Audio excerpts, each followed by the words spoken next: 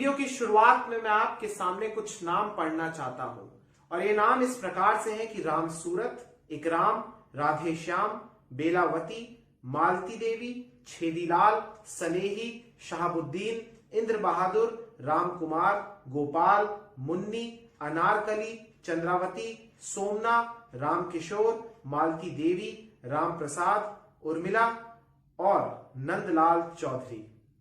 दोस्तों ये 20 नाम मैंने आपके सामने पढ़े हैं। अब आप इन्हें इस देश के सबसे ज्यादा दुर्भाग्यशाली लोग समझिए या फिर इस देश के सबसे ज्यादा भाग्यशाली लोग समझिए। पूरा किस्सा बताऊंगा आपको मैं। नमस्कार, आदाब, सत श्री अकाल दोस्तों, स्वागत है आप सबका मेरे YouTube चैनल स्वप्निल जंक्शन पर और मैं आशा करता हूं कि आप सभी स्वस्थ और सुरक्षित होंगे। दोस्तों वीडियो के प्रारंभ में, शुरुआत में मैंने आपके सामने जो ये 20 नाम पढ़े हैं, दरअसल ये हमारे ही देश के नागरिक हैं और हमारे देश के उस राज्य के नागरिक हैं जो राज्य इस देश में जनसंख्या की दृष्टि से सबसे बड़ा राज्य है। आप समझ ही गए होंगे, उत्तर प्रदेश की मैं बात कर रहा हूं। और यहां पर आप इसे संयोग कहिए या फिर दुर्योग कहिए कि उत्तर प्रदेश के जिस जिले से आते हैं उस जिले का नाम है सिद्धार्थनगर और सिद्धार्थनगर से ही प्रदेश सरकार के या उत्तर प्रदेश के जो स्वास्थ्य मंत्री हैं जय प्रताप सिंह, ये वहीं से आते हैं। उनका गृह जनपद है सिद्धार्थनगर। अब यहां पर आप इसे कांड कहिए या आप इसे कारनामा कहिए या कुछ भी कहिए, आपको खुद ही इस पर अपने विवेक के द्वारा, अपनी बुद्धि से इस प्रकार के मामलों के बारे में निर्णय लेने की आवश्यकता है और सोचने की आवश्यकता है कि आखिर इस देश के भीतर कुछ भी बिना ट्रायल, बिना किसी की सहमति के हो जाएगा। यानी इस देश के भीतर एक्सपेरिमेंट लोगों की जान के साथ खिलवाड़ करके होगा। इस देश में गरीब की जान की कीमत क्या है ये हर किसी को पता है, लेकिन वैक्सीन के नाम पर अगर एक्सपेरिमेंट कराया जाएगा और फिर उसके बाद नीति आयोग के सबसे वरिष्ठ, या एक प्रकार से आप यूं कहिए कि नीति आयोग के कर्ता धर्ता ही मान लीजिए डॉक्टर वीके पॉल, वो कहते हैं कि कोई बात नहीं, कोई दिक्कत की बात नहीं है, हो जाता है। इतना लाइटली लिया उन्होंने ये बात, ये वाकई में सोचने का विषय। और यहां पर सवाल यही उठता है कि क्या किसी रसूखदार को, क्या किसी अमीर व्यक्ति को, क्या किसी प्रभावशाली व्यक्ति को, क्या किसी नेता को, क्या इस प्रकार से ये वैक्सीन का कॉकटेल दिया जाएगा? वैक्सीन का कॉकटेल इसलिए कह रहा हूं दोस्तों क्योंकि जिन 20 ग्रामीणों के नाम मैंने आज इस वीडियो की शुरुआत में आपके सामने पढ़े हैं, दरअसल उनके साथ एक हादसा हो गया। हादसा यह हुआ दोस्तों कि दरअसल इन 20 ग्रामीणों को, ये सिद्धार्थनगर जिले के हैं और यहां पर जो प्राथमिक स्वास्थ्य केंद्र है उसका एक उपकेंद्र है, वहां पर औदेही गांव एक है।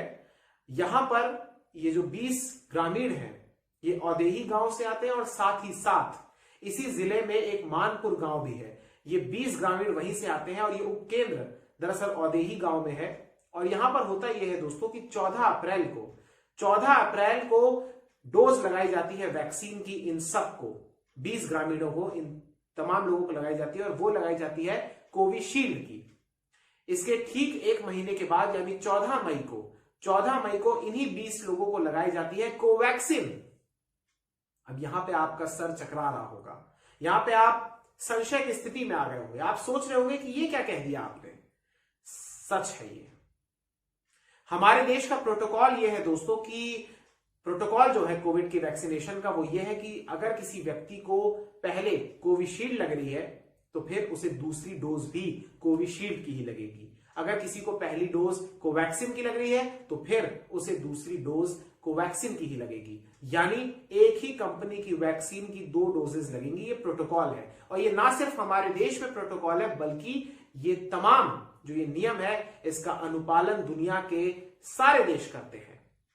लेकिन हमारे देश के भीतर ये एक्सपेरिमेंट हो गया और मैं आपको क्या बताऊं कि ये तो मीडिया का भला हो कि कुछ अखबारों ने और कुछ टीवी न्यूज चैनल्स ने और सोशल मीडिया प्लेटफॉर्म्स पर ये मसला हाईलाइट हो गया। ये जो हादसा हुआ है ये हाईलाइट हो गया। अन्यथा ये जिन ग्रामीणों के साथ ये दुर्घटना हुई है, या इसको आप ऐसे समझिए कि ये जो घटना हुई है दरअसल इसकी कोई सुध लेने के लिए वहां पर कोई डॉक्टर और ना ही कोई प्रशासन का अधिकारी निगरानी करने तक के लिए नहीं आया था।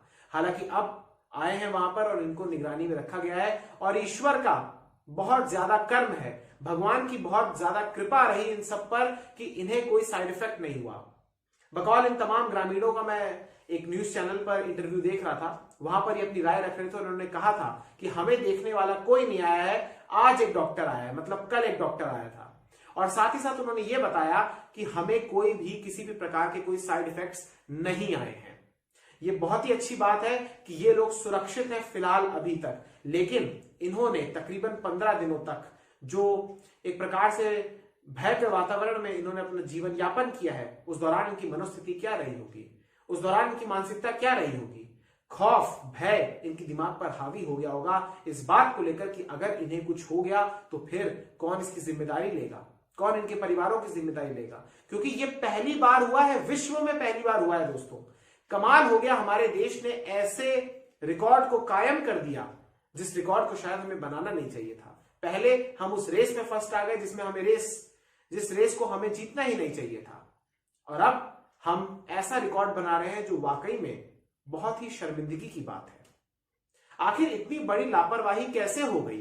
देश में कोरोना की दूसरी लहर चल रही है, लेकिन लापरवाही की लहरें तो असंख्य हो गई हैं। और आने वाले समय में आप अंदाजा लगाइए कि आखिर क्या क्या हो सकता है।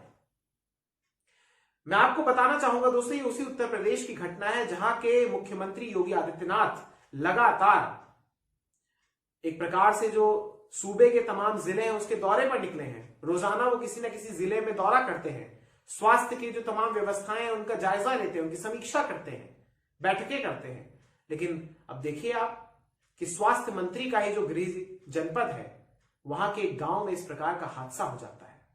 अब इस मामले को लेकर जो वहां के सीएमओ है उन्होंने संज्ञान लिया है और एएनएम को सस्पेंड कर दिया गया है, उन्हें एक प्रकार से निलंबित कर दिया गया है। और जो यहाँ पर कोल्ड स्टोरेज जो मैनेज करते थे उन पर भी कार्रवाई हुई और साथ ही साथ जो केंद्र के प्रभारी थे उन पर भी कार्रवाई हुई है।